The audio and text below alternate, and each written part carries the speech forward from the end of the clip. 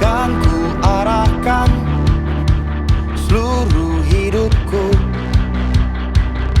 untuk kemuliaan-Mu. Kau persiapkan hari-hariku bagi rencana-Mu. Bukan karena kuatku. Shalom, bagaimana kabarnya hari ini? Kami harap adik-adik semua sehat selalu ya. Walaupun masa pandemi seperti ini tidak mengurangi semangat kita untuk terus memuliakan nama Tuhan. Oh ya adik-adik, sesaat lagi kita akan masuk dalam ibadah, dan ibadah kita akan dibawakan oleh Kak Krisna Yogi Pramono. Nah, untuk itu kami mengharapkan partisipasi dari adik-adik sekalian untuk mengikuti ibadah dari awal hingga selesai. Oke, sekian penyampaian dari kami. Tetap semangat ya. God bless you. Kau lengkapiku dengan firman. Shalom. Bagaimana kabarnya teman-teman? Kami berharap teman-teman semua tetap dalam keadaan kuat, sehat, dan tetap dalam perlindungan Tuhan. Bertemu lagi pada saat ini di sesi 2 dengan tema Murid yang berakar, bertumbuh, dan berbuah. Teman-teman yang ada di rumah atau dimanapun berada, mari siapkan hati dan pikiranmu untuk dipenuhi dengan firman Tuhan. Selamat beribadah. Shalom. Sekali lagi, shalom kepada mahasiswa baru UPM KIP 2020. Saat ini kita akan masuk dalam ibadah sesi 2. Saya percaya bahwa hari ini kita semua merasa bahagia berkumpul dengan saudara seiman. Mari kita bergandengan tangan, kita berjalan dalam terang kasih Tuhan. Mari kita siapkan hati dan pikiran kita untuk datang kepada Tuhan. Mari kita berdoa. Puji syukur kami panjatkan kehadirat-Mu Tuhan. Terima kasih atas kasih setia-Mu yang selalu kami rasakan dalam kehidupan kami.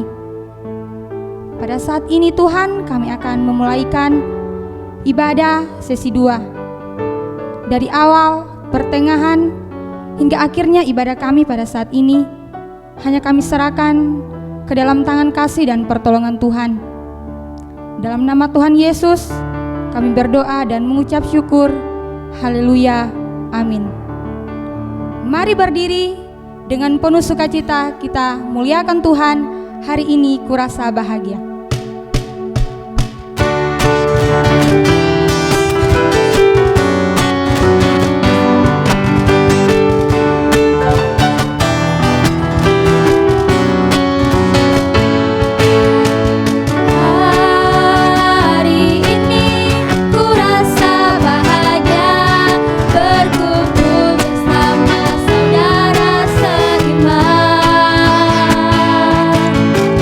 Ku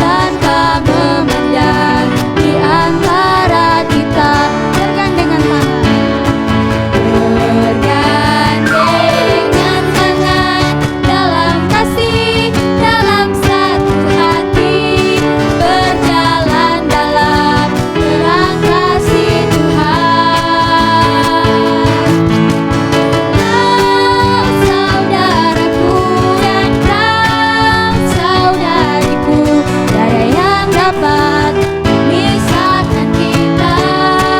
Oh, oh, kau saudaraku dan kau saudariku, tiada yang dapat memisahkan kita. Dengan tangan dalam kasih, dalam satu hati, berjalan dalam terang kasih Tuhan. Kau saudaraku dan kau saudariku, tiada yang dapat memisahkan kita. Oh, kau saudaraku dan kau saudariku, tiada yang dapat memisahkan kita. Tiada yang dapat memisahkan kita. Tiada yang dapat memisahkan kita. Silakan duduk kembali. Mari saat ini kita mengambil waktu teduh di hadapan Tuhan. Mari bersyukur untuk kasih setia Tuhan yang selalu kita rasakan dalam kehidupan kita. Firman Tuhan dalam Matius 22 ayat 14, sebab banyak yang terpanggil, namun sedikit yang terpilih. Dan saya percaya kita semua, khususnya adik-adik mahasiswa baru, adalah anak-anak pilihan Allah. Oleh sebab itu, mari datang bersyukur dalam doa secara pribadi di hadapan Allah.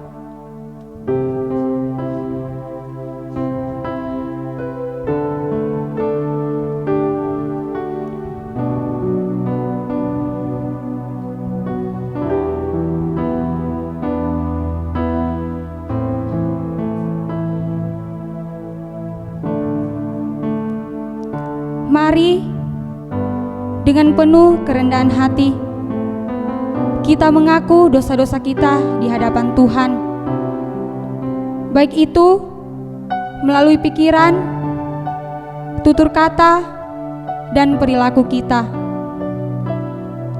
Sadarkah kita begitu besar kasih Tuhan yang dianugerahkan kepada kita melalui pengorbanannya di kayu salib? Apakah kita terus tinggal dan menikmati dosa itu? Mari kita angkat pujian, kemanakah aku dapat pergi.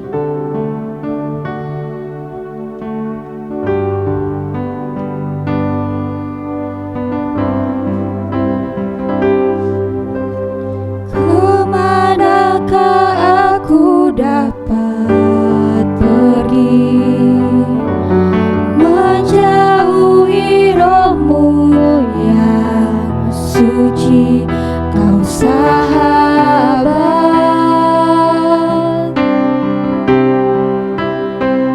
dan kau dekat, bahkan seluruh pengabdianku,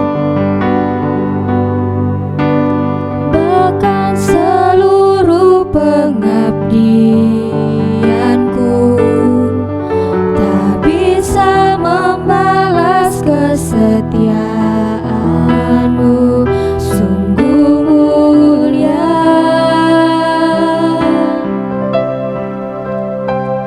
dan berharga, sungguh besar pengorbananmu.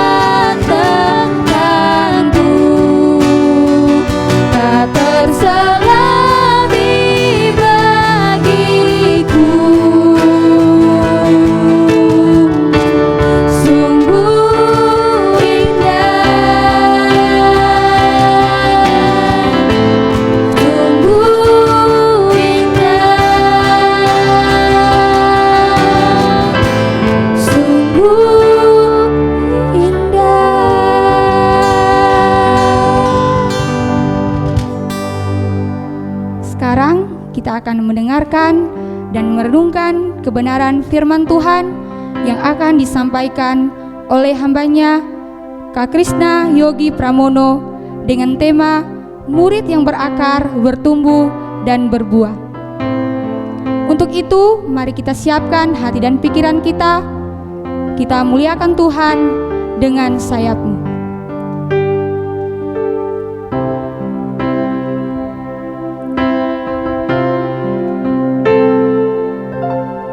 Firman-Mu berkata, Kau besertaku,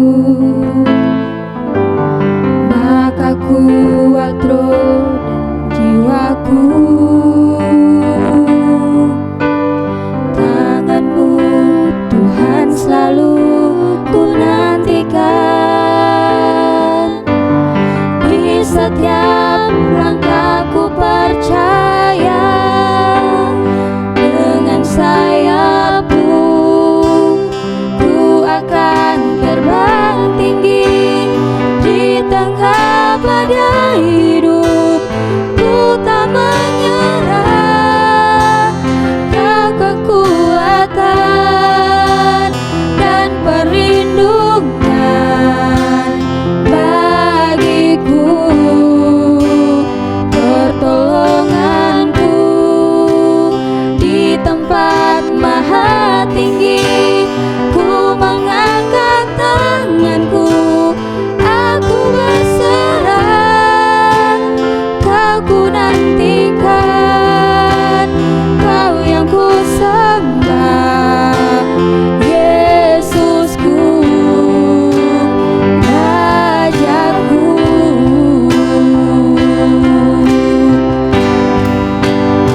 Dengan sayap-Mu ku akan terbang tinggi di tengah badai hidup.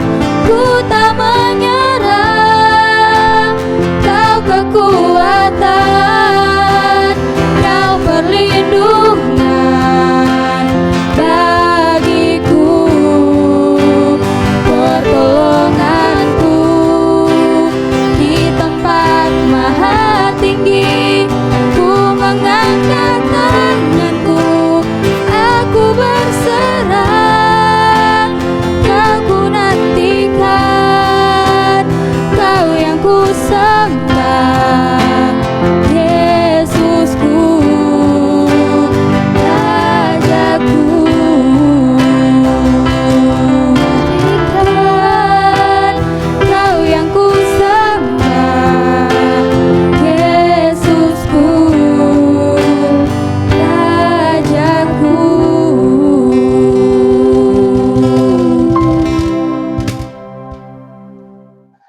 Shalom saudara-saudaraku yang kukasihi di dalam nama Tuhan Yesus Kristus. Senang sekali saya kembali bisa menjumpai saudara-saudara sekalian semuanya. Di dalam sesi berikutnya kita udah belajar bahwa memulai satu perjalanan bersama dengan Yesus diawali dengan sebuah keputusan untuk mengakui Dia sebagai Tuhan dan Juru Selamat pribadi kita. Dengan sebuah pengakuan bahwa tanpa Yesus, tanpa karya Yesus di atas salib, kita tidak bisa menang dan menyelesaikan masalah dosa. Nah, saudaraku, itu adalah satu keputusan yang terpenting di dalam kehidupan kita. Menentukan seluruh keberadaan kita pada saat ini sampai kepada kekekalan. Namun, itu barulah sebuah awal. Awal yang sangat penting. Namun, bukanlah sebuah akhir perjalanan. Karena itu, pada kesempatan sesi kali ini, kita akan sama-sama belajar dari kebenaran firman Tuhan. Apa langkah berikutnya di dalam perjalanan kita bersama dengan Yesus Kristus. Namun sebelumnya, mari sekali lagi kita mohon pertolongan dari Allah, supaya Dia sendiri yang berbicara kepada kita dan menolong kita mengerti dan melakukan firman-Nya. Mari kita berdoa. Bapa di dalam kerajaan surga, kami mengucap syukur sekali lagi kami boleh datang beribadah kepada Engkau. Dan kami sungguh merindukan Engkau sendiri menyingkapkan isi hati-Mu kepada kami. Dan berikan kami hikmat untuk bisa mengerti kebenaran firman-Mu. Berikan kami telinga seorang murid yang mau dengar-dengaran dengan Sang Guru Agung, yaitu Yesus Kristus Tuhan. Dan juga hati seorang hamba yang rela taat berapapun harganya. Terima kasih. Dalam nama Yesus kami berdoa kepada Bapa di surga. Haleluya. Amin. Apa langkah berikutnya di dalam perjalanan kita mengikuti Yesus? Adalah bertumbuh menjadi murid yang berakar, bertumbuh, dan berbuah. Nah, saudaraku, dulunya, kalau tidak bisa dikatakan sampai sekarang ya, dulunya lah katakanlah begitu. Saya adalah seorang ahoker garis keras. Artinya seorang yang mengagumi, seorang yang mengikuti kehidupan dan karya seorang Pak Ahok. Dimulai tentunya ketika beliau menjadi seorang wakil gubernur di Jakarta sampai menjadi seorang gubernur dan seterusnya. Bagaimana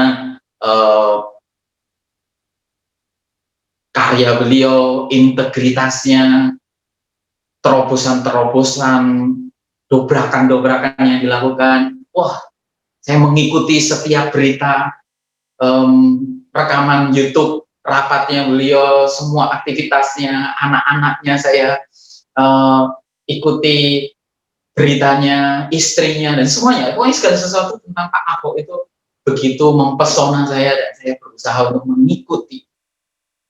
Dan bisa dikatakan saya menjadi pembela juga bagi seorang Ahok, terutama ketika beliau dijatuhkan dengan cara yang menurut saya ya tidak adil dan sangat diskriminatif. Sampai beliau masuk penjara itu menjadi satu sampai ngerasanya itu ikutan sedih, ikutan marah, ikutan bergumul, bahkan itu sampai mendoakan dan sebagainya. Namun kemudian ketika berita perceraian beliau, lalu kemudian diikuti setahun kemudian menikah lagi, kekaguman saya mulai memudar. Saya tidak lagi mengikuti berita-berita tentang Pak Ahok. Bahkan dalam beberapa kali kesempatan ngobrol dengan teman, itu jadi nyinyir kalau ngomongin Pak Ahok. Karena ngerasa kecewa, ngerasa kok nggak seperti seorang Ahok yang saya idam-idamkan. Gitu. Cerita ini, saudara sekalian,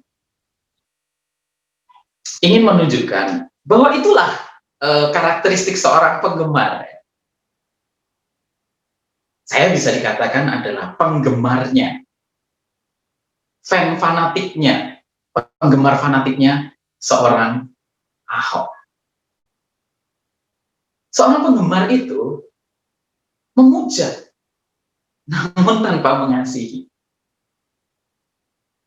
Kepada idolanya, seorang penggemar itu punya posisi sebagai seorang pemuja, mengagumi,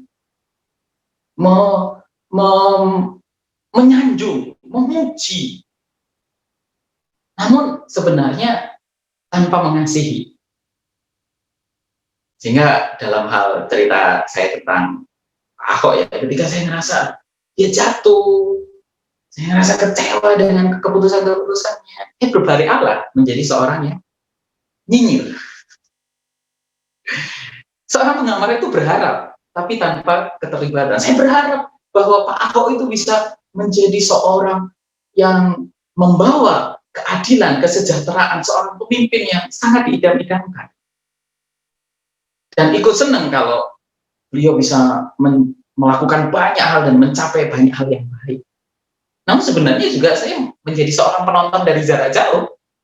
Saya tidak pernah terlibat dengan proyek-proyek beliau, tidak pernah terlibat untuk memberi pemikiran, saya tidak pernah terlibat dengan apapun juga yang Pak Ahok kerjakan selama ini.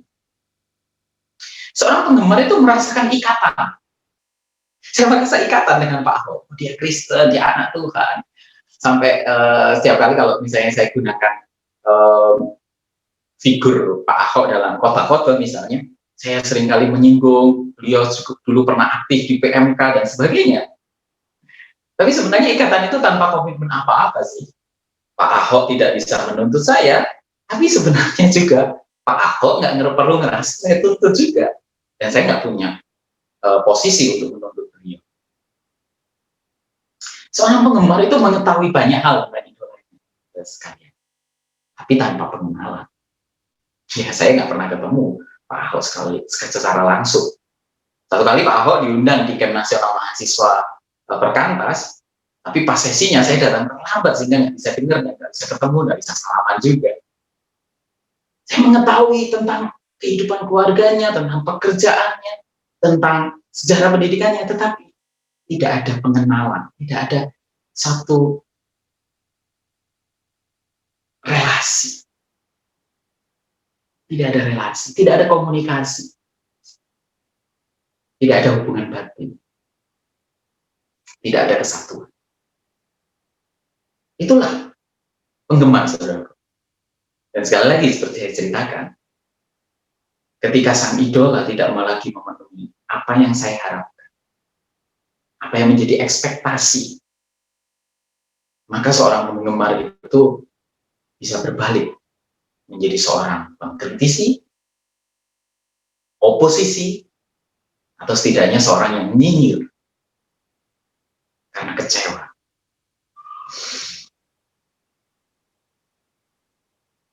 Jadi bisa kita katakan seorang penggemar adalah pemuja yang antusias. Sangat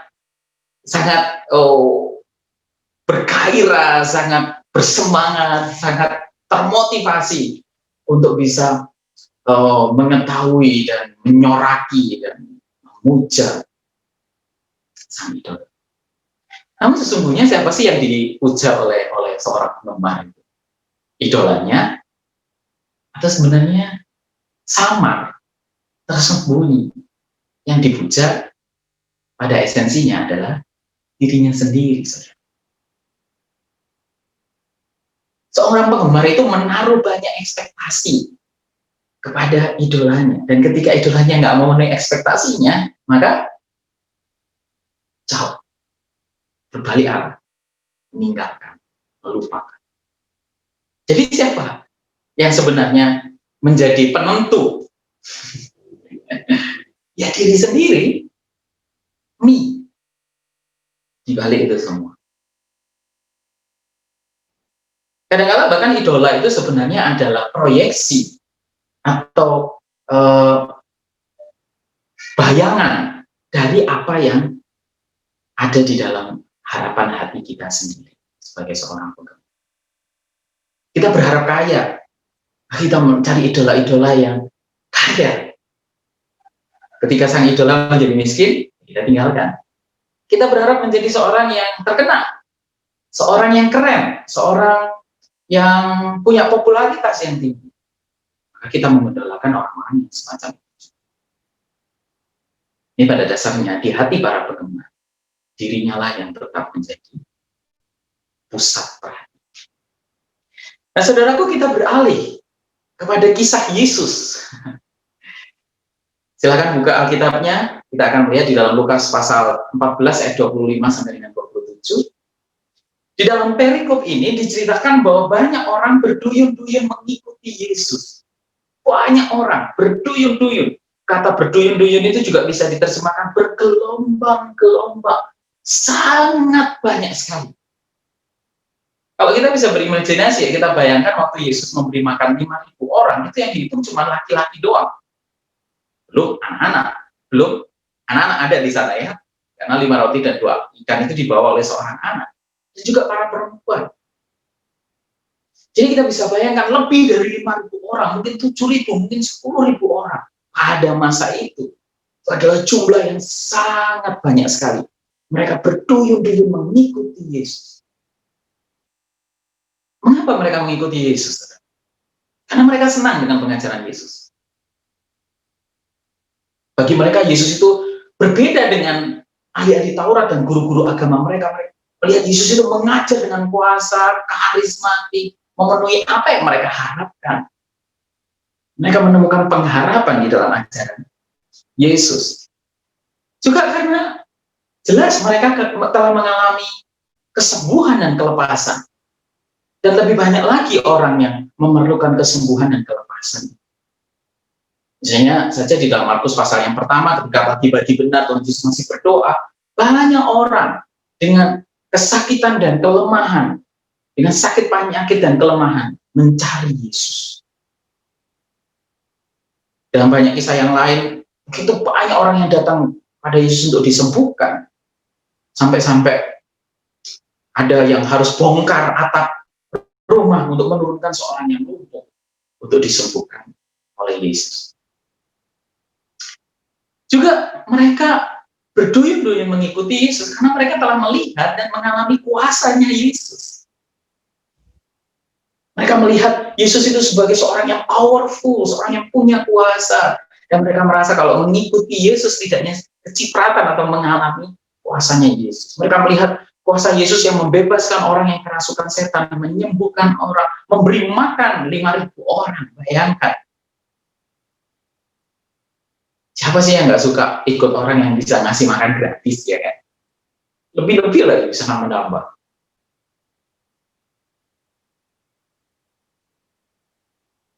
Bahkan kalau kita baca di dalam Yohanes pasal yang ke-6, karena mereka begitu mengidolakan Yesus, terpesona dengan Yesus, dan melihat Yesus itu sebagai seorang yang bisa menjadi solusi dari persoalan hidup mereka sehari-hari. Mereka ingin menjadikan Yesus sebagai raja. Mereka melihat bahwa Yesus bisa membebaskan orang Yahudi yang telah terjajah selama lebih dari 500 tahun. Dari bangsa Babel digantikan bangsa Persia, digantikan bangsa Yunani. Dan saat itu mereka masih dijajah oleh Kekaisaran Romawi. Nah, mereka melihat Yesus ini bisa jadi Mesias yang dijanjikan, yang akan membebaskan orang Israel dengan kekuatan militer, memobilisasi banyak orang dengan kuasanya yang besar untuk mengembalikan kejayaan Israel seperti pada masa Raja Daud. Itulah motivasi dari orang-orang yang berduyun-duyun mengikuti Yesus. Itu yang mereka ingin cari dari Yesus. Itu yang mereka harapkan dari Yesus.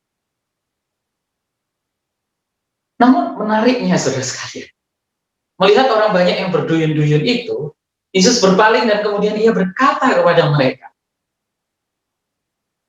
"Jikalau seorang datang kepadaku dan ia tidak membenci bapaknya, ibunya, istrinya, anak-anaknya, saudara-saudaranya laki-laki atau perempuan, bahkan nyawanya sendiri, ia tidak dapat menjadi muridku."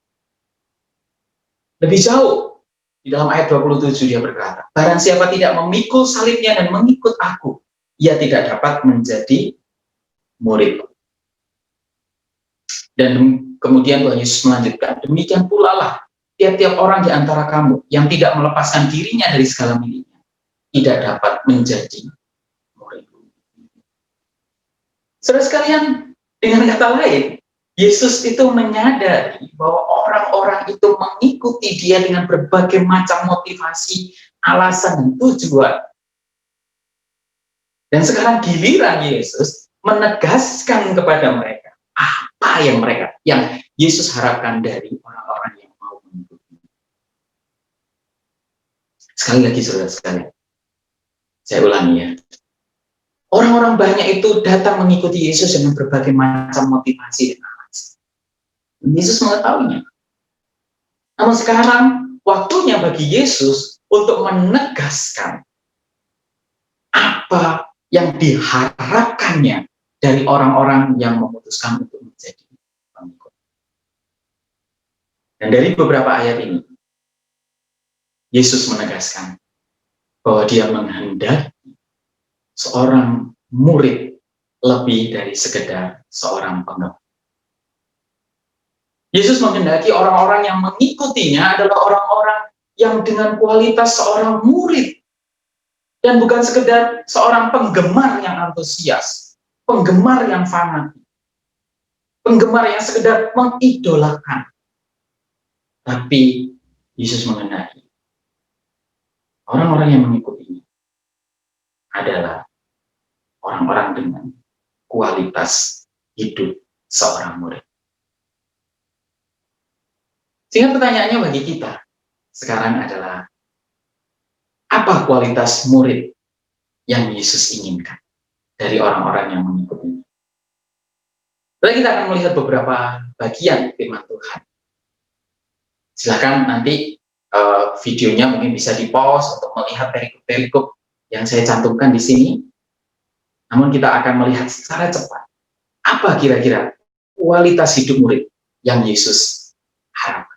Yang pertama, saudara sekalian, murid yang Yesus cari adalah orang yang hidupnya berpusat dan dikuasai oleh Kristus. Yang pusat kehidupannya itu adalah Yesus, bukan bukan dirinya, tetapi Kristus. Yesus yang bertahta di hatinya. Yesus yang menguasai seluruh kehidupannya. Yesus yang menjadi majikan atau Tuhan di dalam seluruh hidup. Apa artinya menjadikan Yesus Kristus sebagai Tuhan di dalam kehidupan kita, saudara sekalian? Yang pertama, itu diawali dengan pengakuan bahwa Yesus bukan hanya juru selamat di dalam kehidupan, tetapi dia adalah Tuhan di dalam kehidupan kita. Yesus sebagai juru selamat adalah pribadi yang mati di atas kayu salib menjalani hukuman dosa kita dan membebaskan kita dari dosa, mengaruniakan hidup kekal kepada kita yang percaya kepadanya. Namun Yesus sebagai Tuhan adalah pemilik kehidupan, majikan, Tuhan atas seluruh kehidupan kita. Dan sebagai Tuhan atas seluruh kehidupan kita, dia berhak mengatur ulang bagaimana cara kita menjalani hidup. Dan mentuhankan Yesus itu diawali dengan sebuah keputusan untuk mengakui bahwa dia adalah Tuhan. Engkaulah Tuhan dan tidak ada yang lain dalam hidup. Engkaulah pemilik kehidupan. Dan saudara perlu membuat sebuah keputusan semacam itu dan pernyataan semacam itu. Katakan bahwa Yesus, engkaulah Tuhan, engkaulah pemilik, dan aku ini milikmu. Lakukanlah di dalam seluruh kehidupan apa yang sesuai dengan kehendak. Seorang yang mentuhankan Yesus di dalam seluruh kehidupannya, hidup untuk kepentingan dan tujuan Kristus. 1 Korintus 5 ayat 15 menyatakan kepada kita, dan Kristus telah mati untuk semua orang, supaya mereka yang hidup tidak lagi hidup untuk dirinya, melainkan untuk Yesus Kristus yang telah mati menembus seluruh kehidupan mereka, yang telah mengasihi, yang telah menyerahkan seluruh kehidupan di atas kayu salib. Dan kita sudah belajar di dalam sesi yang pertama, apa tujuan dan kepentingan Kristus? Adalah supaya seluruh dunia ini yang sudah dikuasai dosa dipulihkan, dibebaskan dari kuasa. Supaya kemuliaan Allah kembali memenuhi bumi melalui setiap orang yang sudah dipulihkan citranya. Orang-orang yang taat dapat dipakai untuk memulihkan dan mengubahkan segala sesuatu kembali kepada desain Allah, di mana Tuhan Allah kita dihormati sebagai pemilik, penguasa, dan penentu segala sesuatu. Seorang yang mentuhankan Yesus Kristus di dalam hidupnya mengikuti cara hidup Kristus. Bahwa kehidupan kita di dalam daging ini sehari-hari adalah kehidupan di dalam iman kepada anak Allah yang telah menyelamatkan kita. Satu kehidupan yang baru, satu cara hidup yang baru. Di dalam segala hal. Dalam cara berpikir kita, cara berkata-kata, di dalam cara berpakaian, cara memperlakukan orang, cara kita mengelola uang, cara kita memilih pacar, cara kita memilih pekerjaan, cara kita menggunakan waktu kita, hobi dan kesenangan kita, film apa yang kita tonton, musik apa yang kita dengarkan. Semuanya diatur berdasarkan standarnya Kristus. Dan jelas tidak mungkin kita bisa mengikuti cara hidup Kristus jikalau kita tidak mengerti bagaimana Kristus hidup. Karena itu, seorang yang mentuhankan Yesus Kristus, nanti bagian berikutnya kita akan melihat lebih jauh, adalah seorang yang terus bertumbuh di dalam pengenalannya akan firman Tuhan. Karena di dalam pengenalan firman Tuhan itu dia bisa mengetahui apa cara hidup Kristus yang mesti menjadi cara hidup saya. Apa pola pikir Kristus yang mesti menjadi pola pikir saya? Apa pola perkataan Kristus yang mesti menjadi pola perkataan saya? Dan di dalam itu semua, seorang yang mentuhankan Yesus adalah seorang yang tunduk dan rela membayar harga demi ketaatan. Sebenarnya nggak mudah kita mengikuti cara hidup, cara berpikir, cara bertuturnya Kristus. Ada banyak bagian di dalam hidup kita yang mesti kita lepaskan. Kadang-kala itu relasi-relasi yang toksik yang perlu kita lepaskan. Kadang-kala itu keterikatan-keterikatan dan kecanduan kita, hobi-hobi kita bisa jadi. Kadang-kala itu bicara tentang ambisi dan rencana-rencana kehidupan kita yang perlu kita lepaskan. Karena kita tahu itu tidak sesuai dengan kepentingan dan tujuannya Kristus.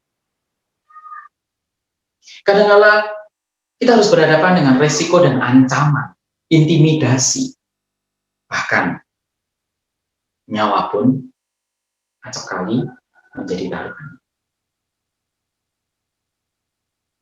Saudaraku, ada kisah menarik di dalam Alkitab untuk menolong kita memahami bagian ini dengan lebih jelas. Ada seorang anak muda yang kaya datang kepada Yesus.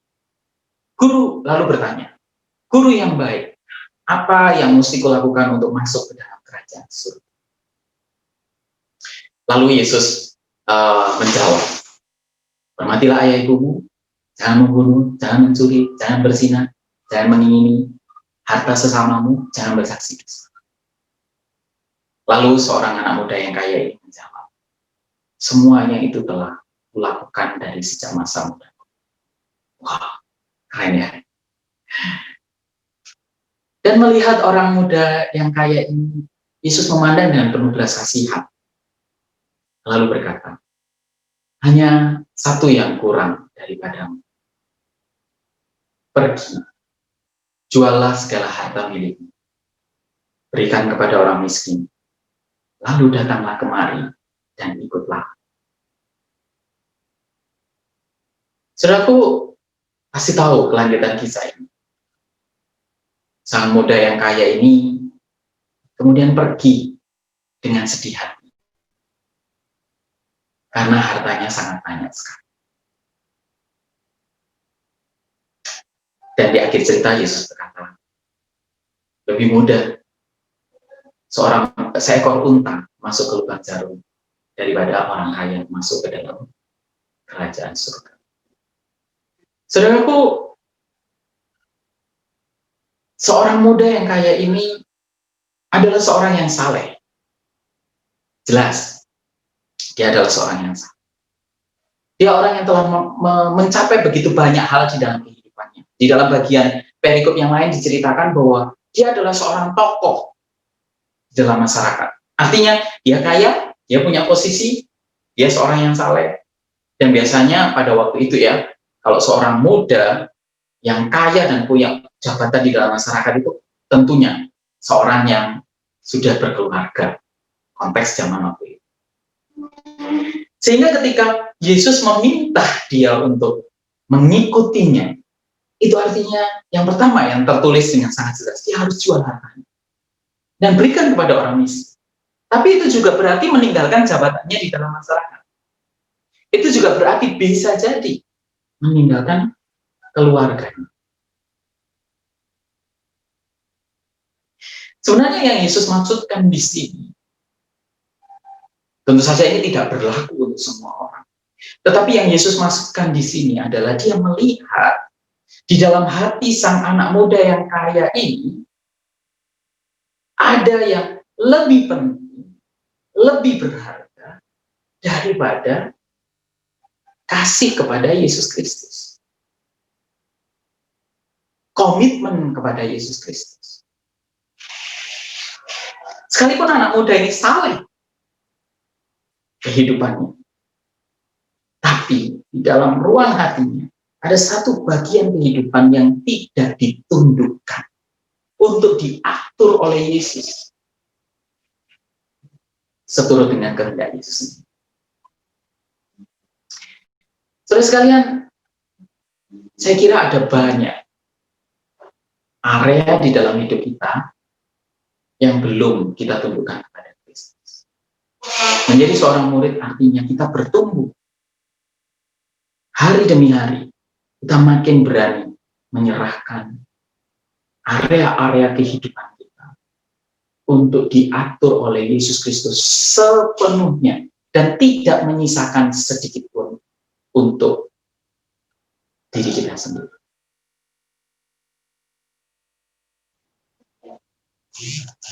Saudaraku, suatu kali ketika saya masih SMA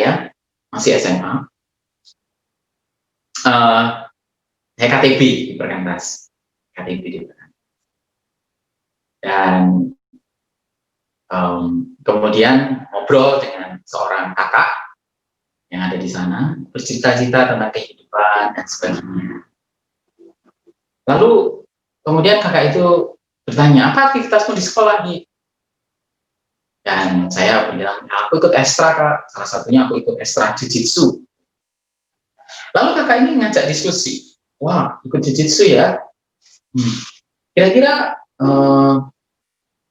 hal itu baik nggak ya? Dan tentu saja saya menjawabnya itu baik. Tapi kemudian dari pembicaraan itu, singkat cerita ya saudara sekalian, dari pembicaraan itu kakak ini menunjukkan bahwa keikutsertaan saya di jujitsu itu membuat saya ya merasa sedikit bukan sedikit, merasa sok-sokan gitu. Sikapnya jadi angkuh ke orang karena ngerasa punya ilmu bela diri.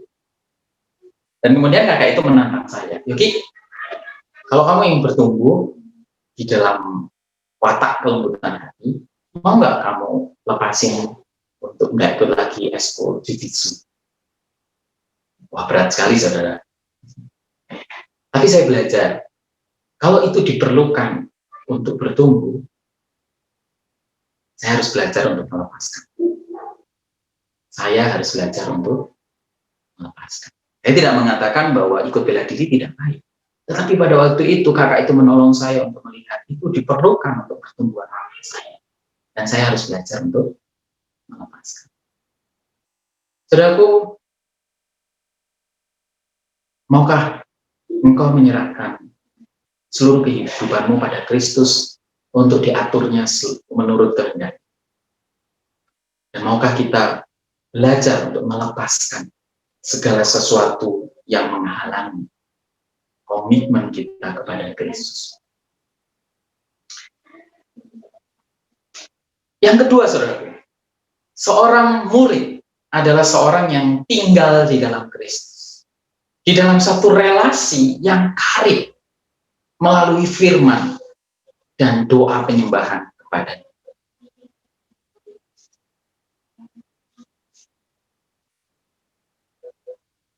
Apa artinya ini, saudara? Seorang murid adalah seorang yang terus-menerus terhubung, berelasi dengan Kristus melalui firman dan doa. Yohanes 15 ayat 1-8, satu perumpamaan, satu pengajaran Yesus yang sangat terkenal sekali tentang pokok anggur yang benar. Yesus berkata, tinggallah di dalam aku, dan aku di dalam kamu, maka kamu akan berbuah banyak. Sebab di luar aku, kamu tidak dapat berbuat apa-apa. Saudaraku, di dalam perikop ini, kata tinggal itu diulang berulang-ulang kali. Dituliskan berulang-ulang kali. untuk menunjukkan bahwa sangat penting sekali untuk kita terus-menerus tinggal di dalam Kristus. Untuk terus-terus melekat, punya satu relasi yang intim, karib, dan tidak terputus dengan Yesus itu sendiri. Dan kita bisa mulai membangun relasi itu melalui kehidupan di dalam firman, membaca firman Tuhan, dan berdoa. Dengan firman kita belajar untuk mengerti isi hati Kristus. Dengan firman kita makin mengenal siapa Yesus Kristus, dan kehendaknya, dan tujuannya, dan kepentingannya. Melalui firman, kita menerima bimbingan yang kita perlukan untuk menjalani hidup sehari-hari. Prinsip-prinsip di dalam kehidupan kita yang sangat penting. Dengan kata lain, melalui firman sebenarnya kita belajar untuk mendengar suara. Dan melalui doa, kita belajar untuk berbicara. Seperti halnya seorang sahabat berbicara dengan sahabat, berkomunikasi dengan intens. Sebab itu di dalam relasi dengan Kristus, doa itu bukan hanya kalimat-kalimat yang terformulasi, yang kaku, baku, mati, kering. Tetapi doa adalah sebuah percakapan yang hidup dan nyata. Doa adalah ruang di mana kita menyatakan kebergantungan kita kepada Kristus. Doa adalah ruang di mana kita menyatakan pergumulan kita kepada Kristus. Mencurahkan isi hati kita, beban kehidupan kita, harapan-harapan kita, impian-impian kita, kita curahkan. Dan kita percaya Yesus Kristus mendengar. Karena dia tidak pernah jawab. Karena siapa yang telah menerima Kristus, menerima Roh Kudus di dalam hidup. Bahkan Roh Kudus itu berdoa bagi kita dengan keluhan-keluhan yang kita sendiri tidak bisa sampaikan atau tidak bisa ungkapkan dengan kata. Ini luar biasa sekali, berlaku sekali. Setiap orang yang telah menerima Yesus Kristus diberikan Roh Kudus yang menjamin bahwa keselamatan kita tidak hilang di dalam Kristus, tetapi juga yang menjamin kehadiran Allah itu kita alami dan kita rasakan di dalam hidup. Yang menjamin doa-doa kita didengar, yang menjamin bahwa firman-Nya terbentang bagi kita untuk memberikan bimbingan yang kita perlukan. Saudaraku, kekristenan bukanlah sebuah agama syariat, agama yang ditentukan berdasarkan aturan-aturan baku, aturan-aturan agama. Tetapi kekristenan adalah sebuah relasi yang hidup dengan Allah. Relasi itu telah dimulai dan dibangun melalui kematian Yesus di atas kayu salib. Namun kita perlu terus bertumbuh di dalam relasi itu. Karena kalau kita tidak memperjuangkan relasi dengan Kristus, kita tidak mengenal Kristus dengan baik. Pada akhirnya kita tidak bisa mengetahui kehendaknya, dan kita tidak bisa hidup di dalam ketundukan kepada kehendaknya.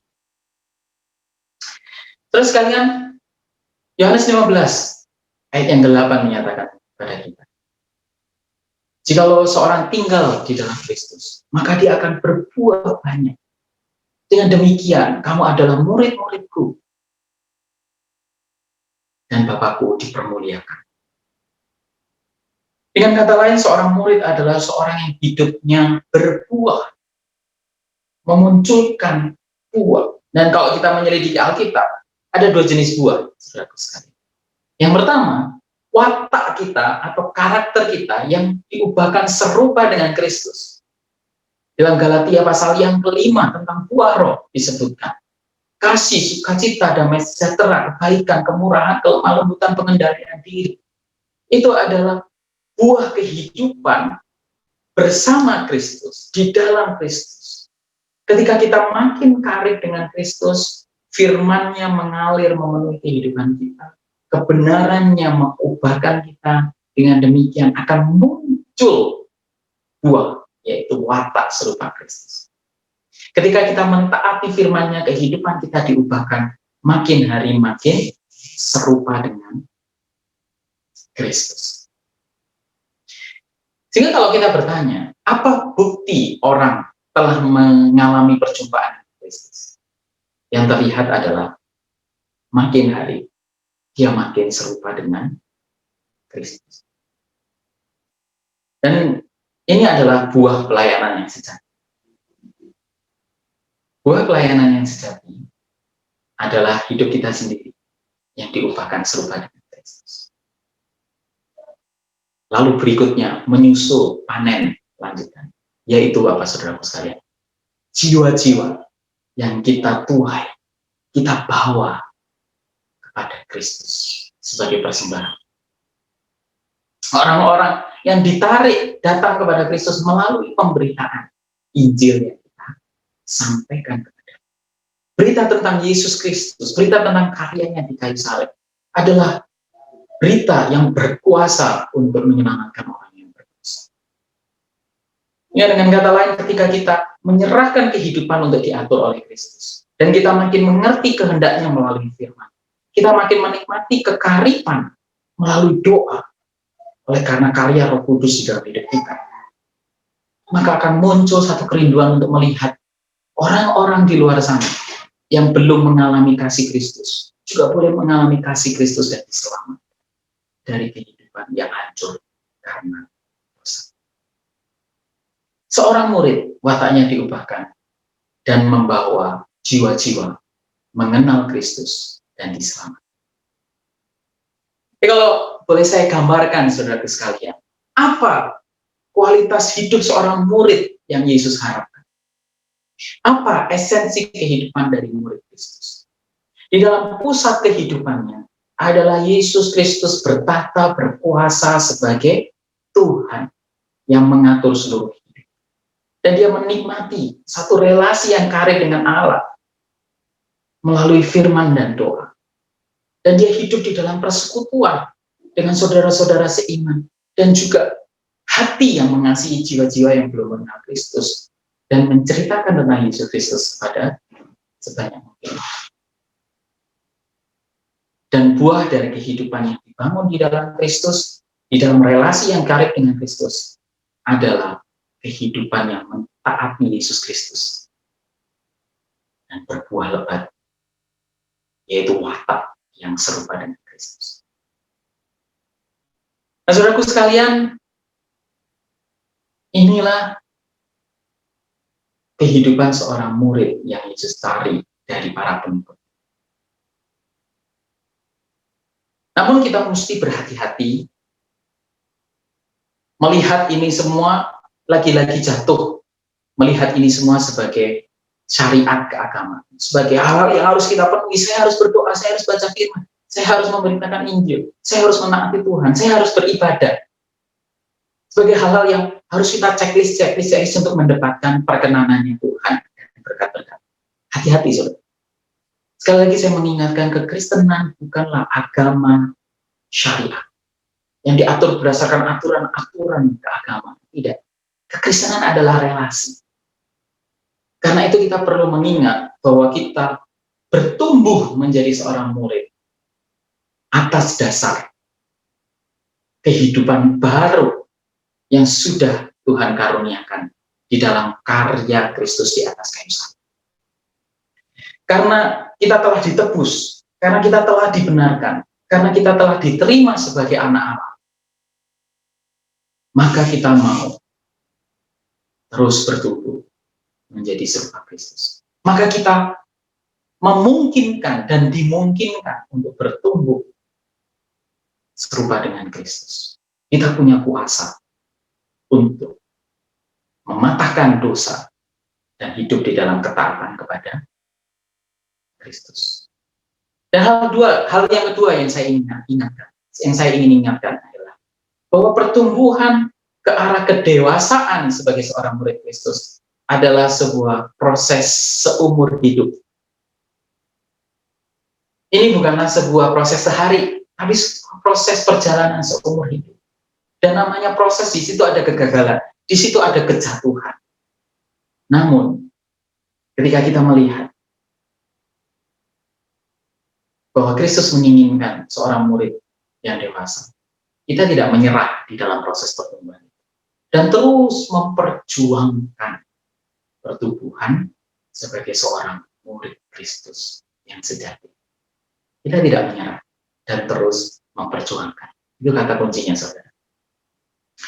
Bisa jadi kita bertanya-tanya, saya sudah terima Yesus dan akui dia di dalam hidup saya. Tapi kenapa saya masih jatuh dalam dosa? Itu bagian dari proses.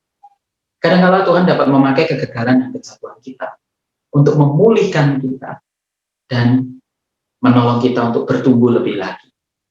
Seperti Tuhan Yesus lakukan kepada Petrus. Ketika dia menyangkal Yesus, kemudian dia bertobat, dia menyesali. Dan Kristus memulihkan dan menolong Petrus untuk bertumbuh lebih jauh di dalam wataknya, supaya dia nggak sembarang ngomong, supaya dia nggak sembrono, supaya dia belajar bergantung kepada Kristus, supaya dia belajar menghayati arti pengampunan Kristus yang tidak terbatas. Jadi jangan menyerah, terus perjuangkan kehidupan sebagai seorang murid Kristus. Seorang yang bernama Dietrich Bonhoeffer menyatakan, "Salvation is free, but discipleship will cost your life." Kita menerima anugerah keselamatan secara cuma-cuma. Hidup kekal diberikan sebagai rahmat bagi kita. Namun itu langkah awal yang memimpin kita kepada langkah berikutnya, yaitu hidup bertumbuh menjadi murid Kristus yang berakar bertumbuh. Dan perjalanan itu adalah perjalanan yang costly, yang harganya mahal, menuntut kita untuk menyerahkan seluruh kehidupan kita diatur oleh Kristus, menuntut ketaatan, menuntut kita untuk terus memperjuangkan dan tidak menyerah, menuntut ketaatan. Namun itulah yang Yesus cari, itulah yang Yesus inginkan, itulah yang mempermuliakan Bapa kita di surga. Jangan menjadi seorang Kristen yang biasa-biasa saja.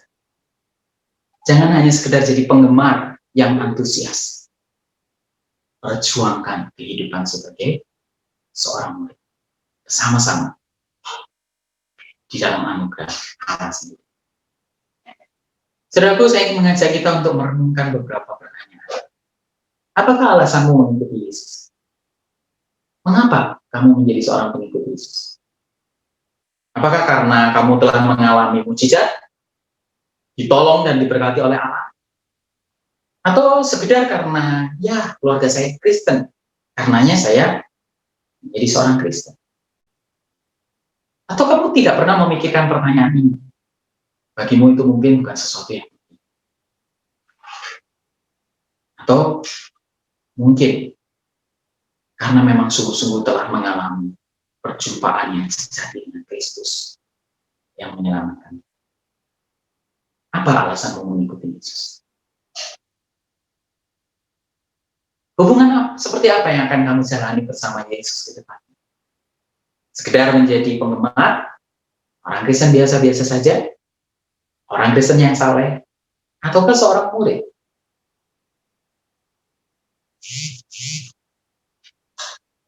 Bersediakah kamu membayar harga dari pertumbuhan menjadi murid Kristus?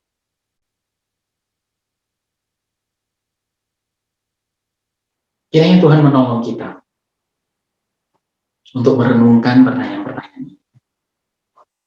Dan kemudian kita bisa mengambil satu keputusan yang tepat untuk meninggalkan cara hidup kita, kekristenan kita yang biasa-biasa saja di belakang. Cara hidup sebagai seorang penggemar yang antusias dan mulai berjalan di dalam jalan pemuridan. Tuhan Yesus memberkati. Mari kita berdoa. Kami bersyukur karena Engkau telah menerima kami sepenuhnya menjadi milik-Mu. Dan sekarang kami mengetahui kehendak-Mu lebih jauh.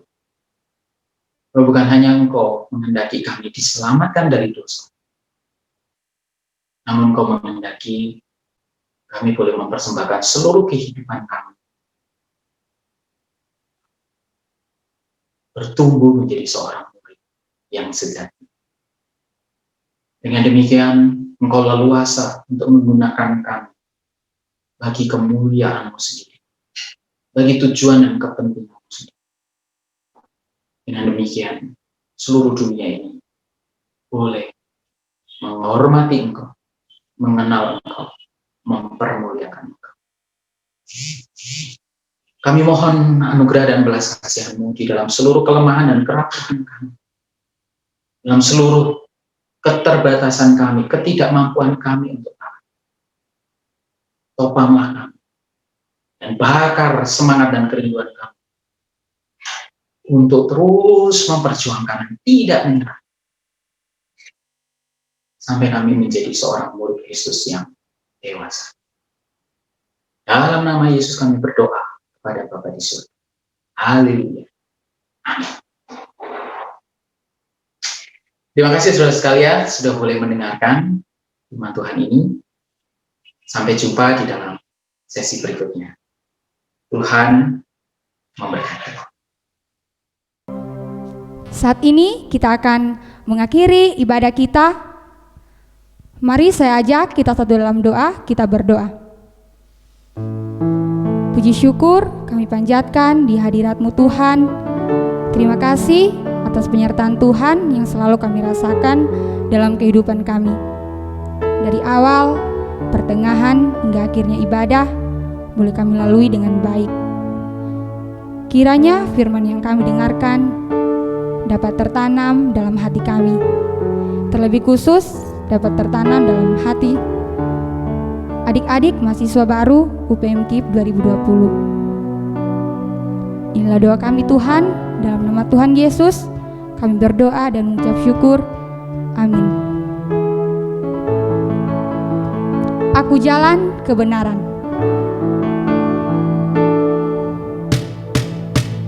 Glory haleluya, glory haleluya, glory haleluya, glory haleluya. Di dalam namanya ada keselamatan kekal. Glory haleluya, glory haleluya, glory haleluya, glory haleluya. Di dalam namanya ada keselamatan. Aku jalan kebenaran dan jalan kehidupan.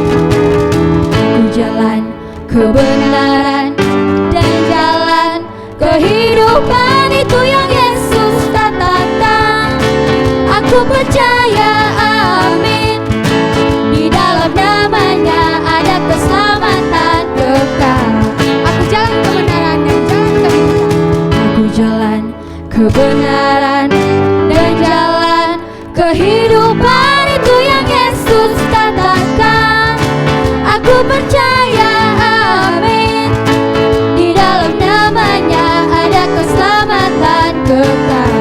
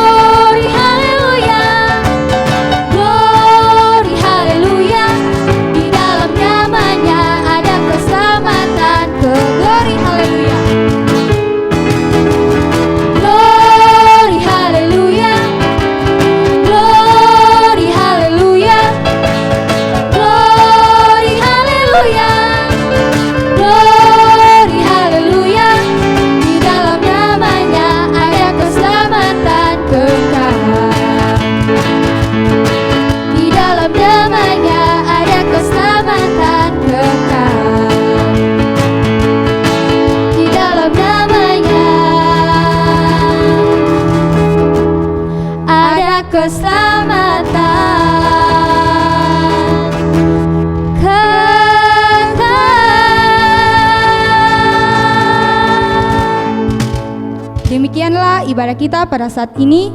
Jaga iman, jaga imun, salam persekutuan, salam sehat, Tuhan Yesus memberkati. Terima kasih. Demikianlah ibadah sesi 2 pada saat ini. Kiranya teman-teman semua boleh terberkati melalui firman Tuhan yang sudah kita dengarkan. Dan jangan lupa untuk mengikuti ibadah sesi 3 pada tanggal 14 Oktober 2020. Dan kami dari UPMKIP telah akan mengadakan lomba, dan buat adik-adik yang mau berpartisipasi bisa melihat infonya melalui akun sosial media UPMKIP. Sampai bertemu lagi, Shalom. Kau berperang bagiku, landasanku